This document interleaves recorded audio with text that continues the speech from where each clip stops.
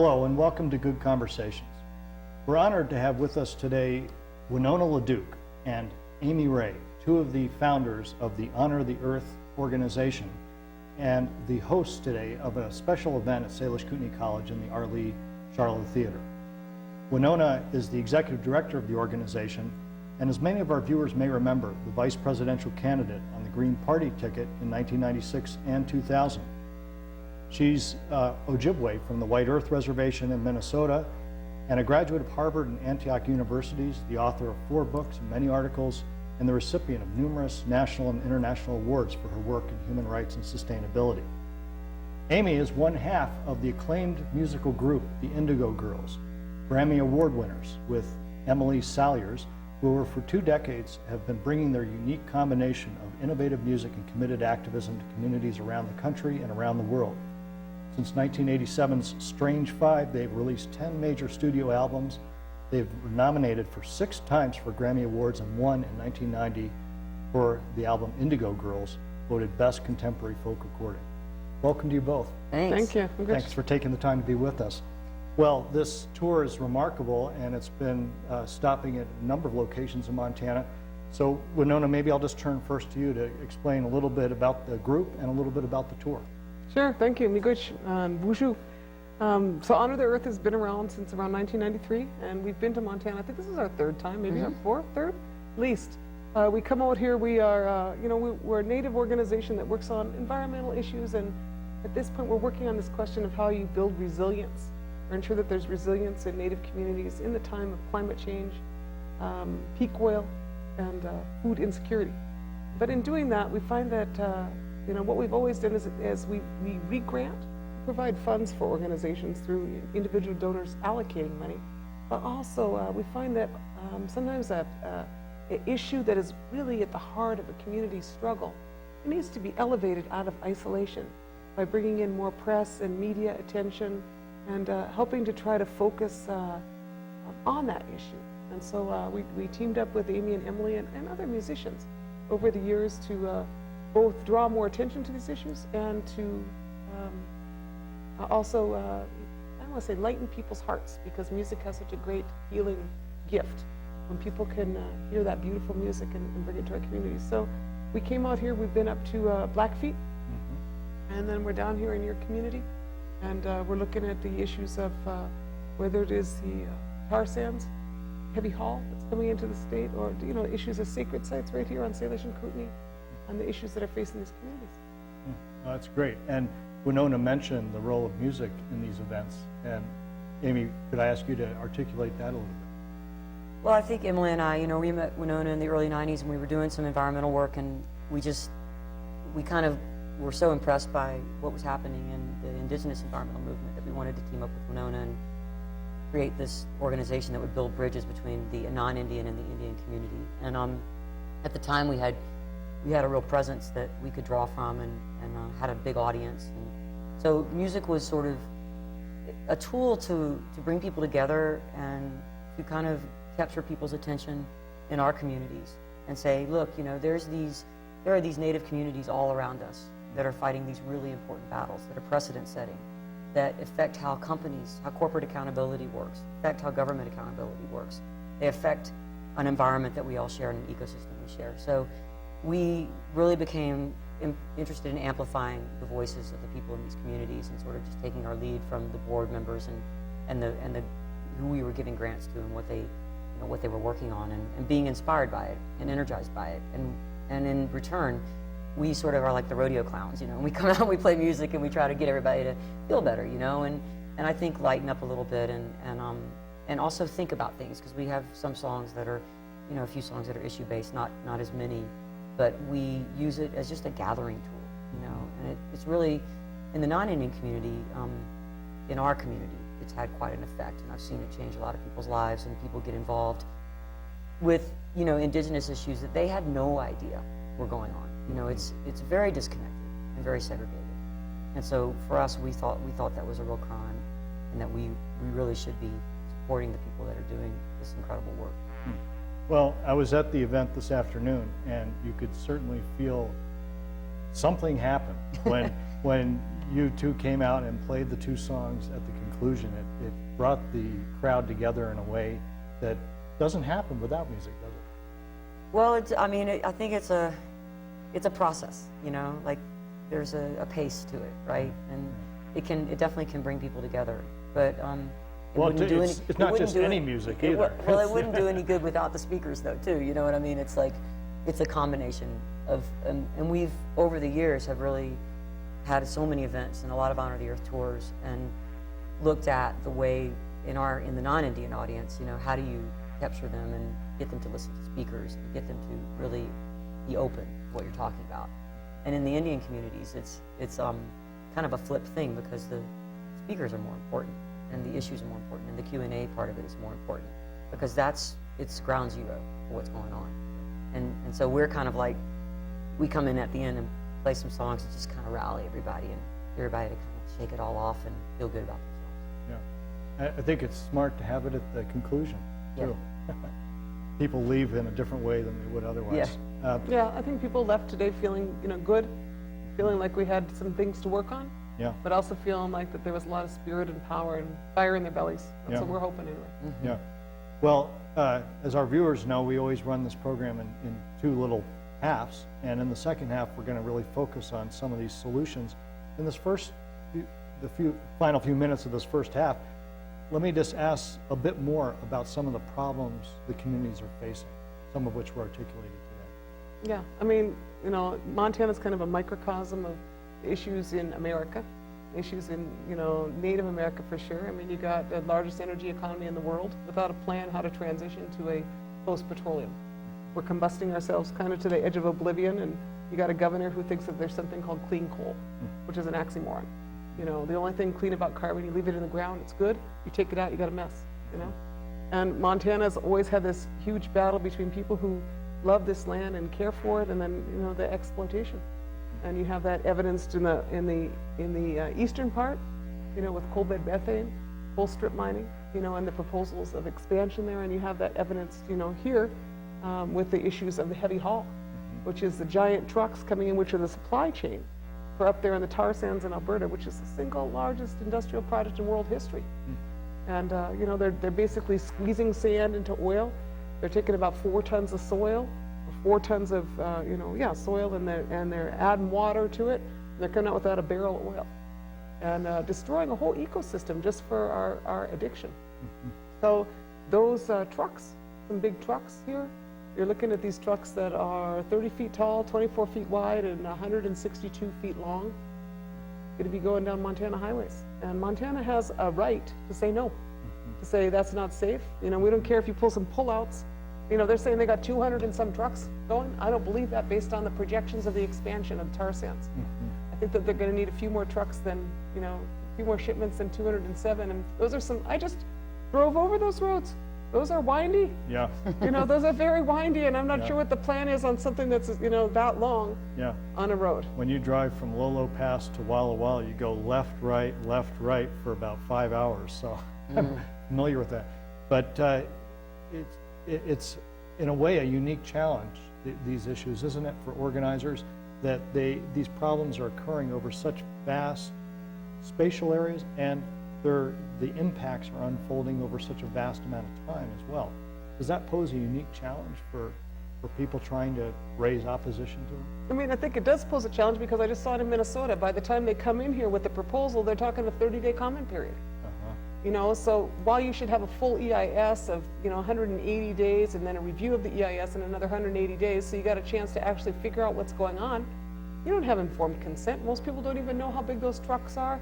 And most people don't have any idea where that pipeline is coming from that's going through eastern Montana, you know, and just how unethical the whole thing is. So you've got, you know, that challenge, which I think is being capitalized on by the industry. You know, then you've got the challenge of how it's like a tentacles. You know, it's the most egregious project in history. I've never seen anything like it, and I've spent 30 years fighting really bad projects. And I look at that thing, and it is mammoth. And you know, it is these tentacles, so it's like the blind man describing the elephant, and you see a pipeline, but you don't know the whole big picture. And you know, the companies in the state of Montana saying, look this piece here. Well, this piece here is not what we're looking at. We're looking at an elephant, you know, we're looking at a huge monster, you know, and the other side of it is that, you know, I could talk about how complex it is, but the other side of it is that it's in your face. You know, Minnesota's getting 80% of its oil right now from, you know, at my gas station, it's coming from the tar sands. So it's like, you know what, you want to get real about our levels of consumption? You want to get real, just look down in the Gulf and look to the north.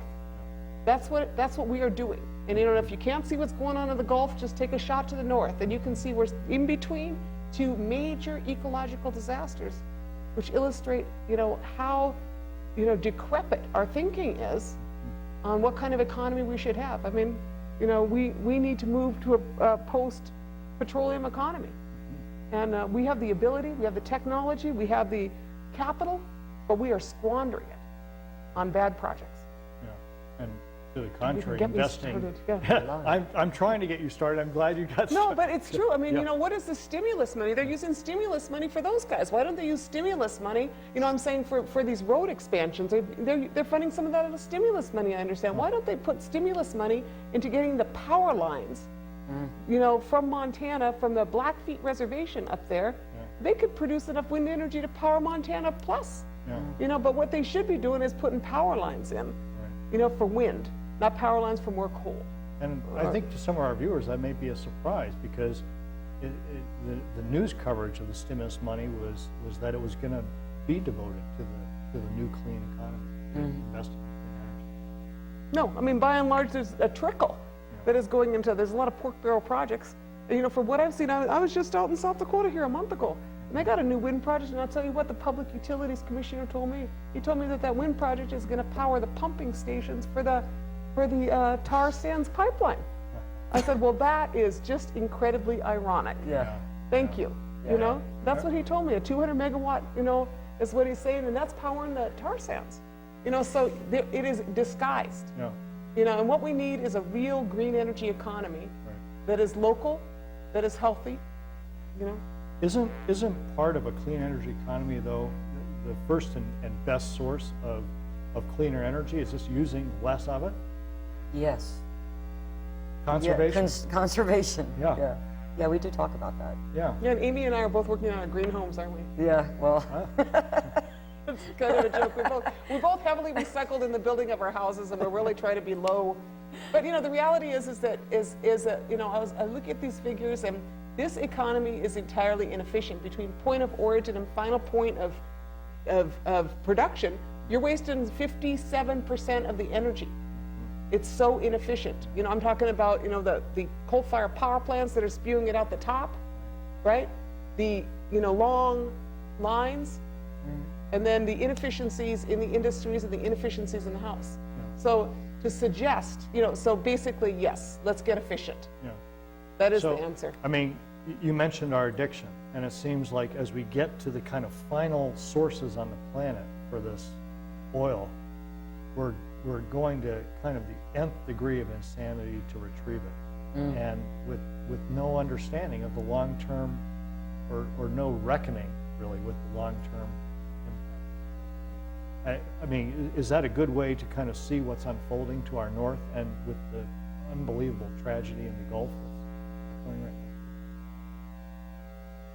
Yeah, I mean, as you know, as far as I can, you know, basically, I feel like I live inside a giant junkie, and that's the U.S. energy economy.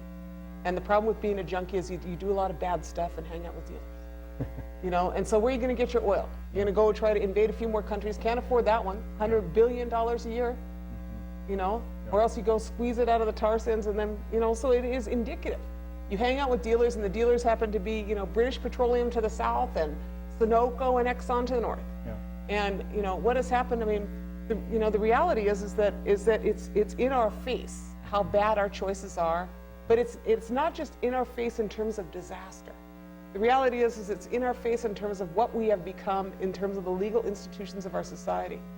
I find it baffling that a corporation has rights equal to a human under the law. And the fact that what BP does is BP's business in the Gulf. And that was just a problem made worse recently by the Supreme Court decision that gave them similar powers in terms of campaign finance law Yes. as well. This is a great sketching out of some of the enormous problems we're facing that you're addressing in this tour. Let's take a quick break, and when we come back, in the few minutes we have, I hope we can sketch out some solutions for folks. So to our viewers, don't go anywhere. We'll be right back. We'll get it all solved. 15, okay?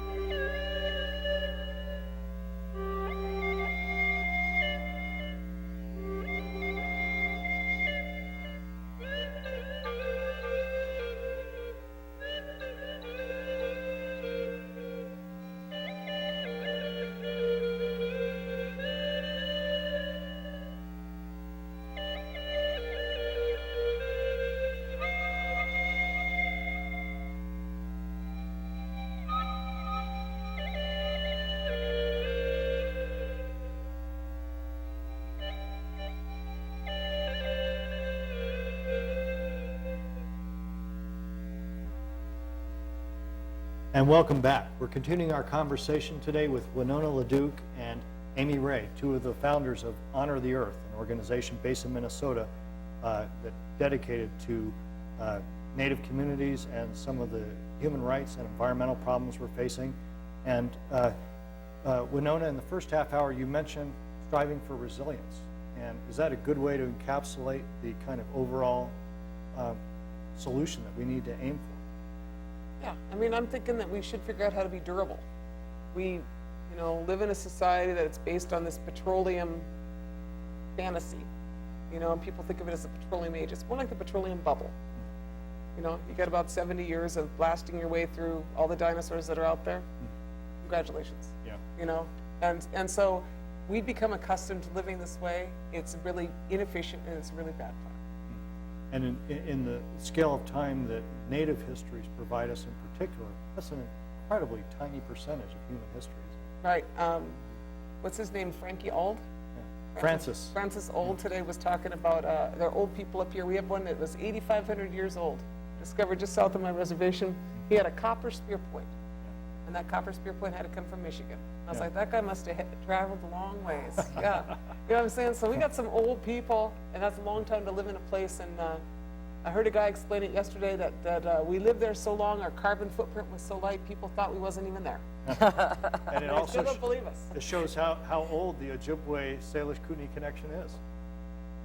Yeah, 8,500 years at least. right. But that was we're some old people around here, so. And Amy, when you think of the solutions to some of these problems we're facing, what comes to mind for you, and how does music, in fact, figure into that?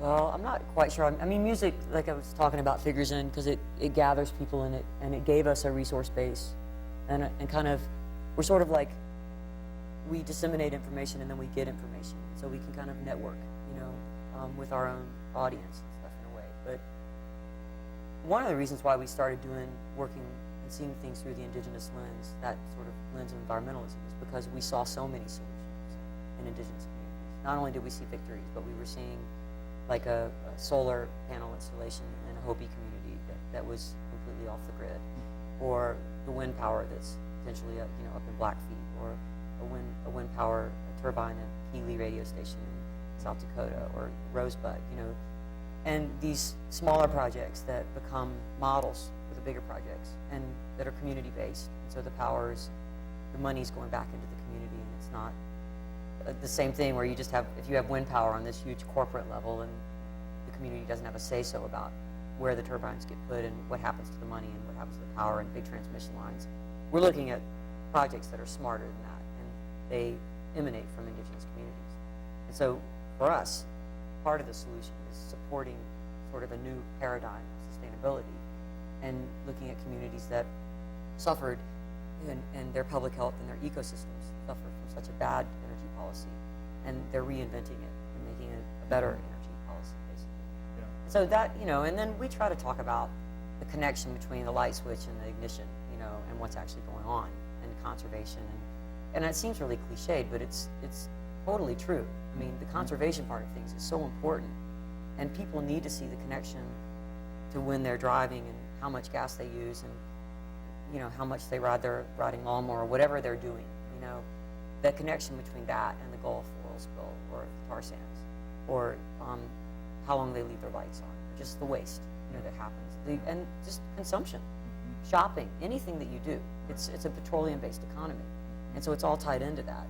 And so, I like to think of my dad a lot because he's a more conservative man, but he's like a chemist, and he'll talk about how it's not really possible to supply all the energy that we need through renewables, which Winona will talk about, like, well, we're not trying to supply the energy we need, we're trying to change the whole system, so we don't have the same needs and the waste. But at the same time, every birthday occasion or Christmas for the last 5 years, he's given me a solar powered something or other. Right. So people are intrigued by it, and it's a science that's been with us for a long, long, long time. And we need to get that idea across to people. Wind power and solar energy and renewables, they're not like these brand new technologies that we don't know anything about. They're technologies that just need to be subsidized, that exist, and that we can use. Yeah. And it's a combination of a lot of things. So that's just that's what my thoughts are. And it comes through powerfully in your music. And I mean, hearing you and Emily today just reminded me of how much music has been at the center of every powerful social movement ever. You think to the civil rights movement and the powerful role of song, and this is the same thing that's happening here. Yeah. And the drum, like at the shows, when the drum comes and with the people that play, and that's important. And there's a lot of inspiration. It's the heartbeat. Yeah. And as you're saying, this issue is so vast, and it involves things from our personal choice. We're all complicit in this problem every time we start our car or go shopping. But it also involves these huge issues at the policy level. Yes. So I'd like to ask either of you about what some of these bigger solutions are that we need to be pushing for. Well, we started with this discussion of what her dad says, and it's true. You cannot support this energy system with renewables. And so that's used as a way to dismiss the strategy or the essential nature of the strategy. But that's, as I just said, you're wasting, 57% of the power anyway. Yeah.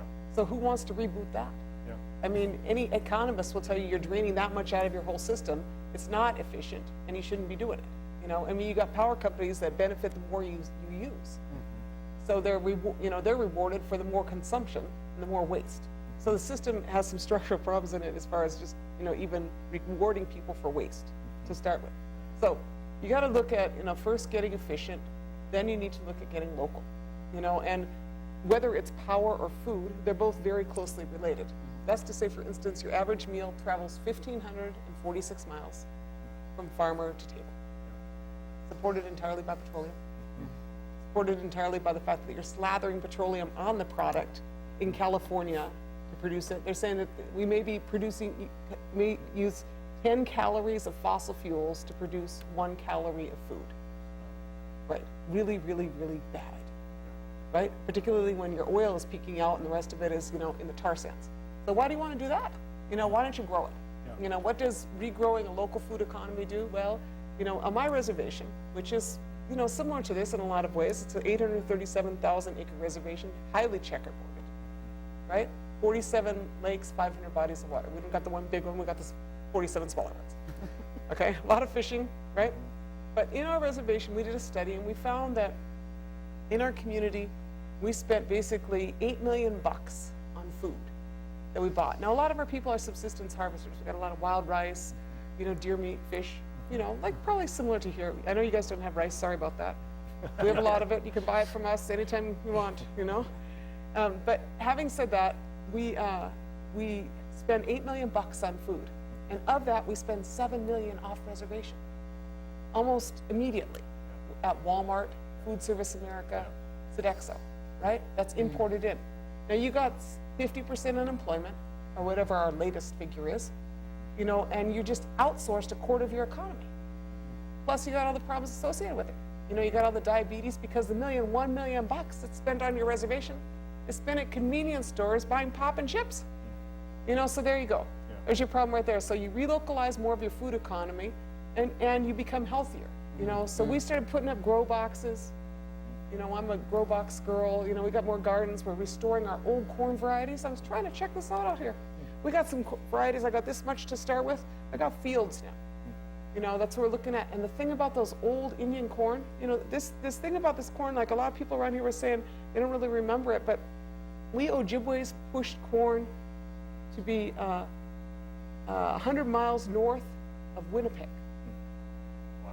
So there's northern varieties, and they're higher in nutritional value, they're frost resistant, and they're drought resistant. They're tough guys. Yeah. So, you know, that's what we're trying to grow out, a healthier plant. And then you match that with a local energy economy. You know, the same thing, you're spending a quarter of your money on energy. So how do, in the last, this stuff always goes too fast, especially for such huge problems. But in the last couple of minutes of our program, how do we get there? How do we, what would you say to our viewers to encourage them to be part of the solution of a localized energy economy and a localized food economy? And Frank just gave me the sign 1 minute, so I'm sorry to ask you to rush. You know, I'd say two things. I mean, one, if you want to be self-determining, take it seriously. If you can't feed yourself or supply your own energy, you aren't determining anything. You're at someone else's behest, and you're going to be dependent. You know, that's the first thing. And the second thing is look at the big picture. You got Neanderthal policies in Montana. You got to keep battling them, get more wind online, and you got to stop that big haul. You know, don't be complicit in someone else's destruction. And are there groups, if people want to join their voices together, are there groups that you would encourage them to consider joining? Well, they can go to the Honor the Earth website. Okay. We'll probably have a lot of this loaded. You know, I'm leaving some of the stuff here at the Tribal College. We have a little booklet, you know, on sustainable economies. You can download the whole thing for free. Right.